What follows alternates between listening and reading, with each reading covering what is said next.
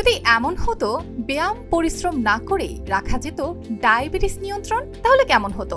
এমনই এক সম্ভাবনা নিয়ে এসেছে বাবুল হোসেন। বেশি কিছু না, সামান্য কয়েকটি পাতা চিবিয়ে খেলেই নিয়ন্ত্রণে থাকবে রক্তের সুগার, মুক্তি মিলবে ডায়াবেটিস থেকে। বাগানের ডায়াবেটিসের গাছ অনেক উপকারী গাছ, অনেক দূর দূরান্ত থেকে লোক আসে। এই ডায়াবেটিসের পাতা ওষুধ খাইলে অনেক মানুষের উপকার হয়। আমাদের আত্মীয় স্বজন অনেকেই নিছে।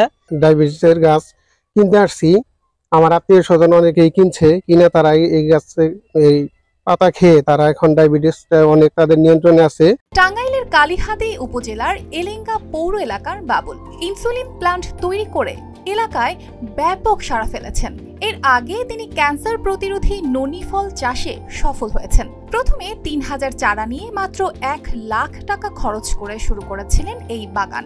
আজ সেই বাগানে চারা সংখ্যা ছাড়িয়ে গেছে অর্ধ লক্ষ।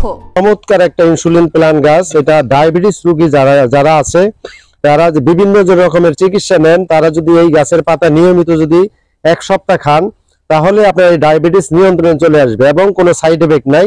ইনসুলিন প্লান্টের উপকারিতা শুনে দূর দূরান্ত থেকে লোকজন ছুটে আসছেন বাবুলের বাগানে। কেউ চারা কিনছেন, আবার কেউ সরাসরি পরামর্শ নিচ্ছেন। এখান থেকে আমিও একটা গাছ নিয়েছি, আমি খেয়ে উপকারিতা বা উপকার পেয়েছি। অনেকেই এই গাছ নেওয়ার জন্য এখানে আসে, আইসা দেখে, অনেকে নেয়। আমি এই ডায়াবেটিসের গাছ নিয়মিত খাচ্ছি, আমার ডায়াবেটিস নিয়ন্ত্রণে আছে। কৃষি বিভাগ বাবুলের এই উদ্যোগকে ইতিবাচকভাবে দেখছে। তারা জানিয়েছেন ইনসুলিন প্লান্ট চাষে বাবুলকে সব ধরনের সহযোগিতা দেওয়া হবে।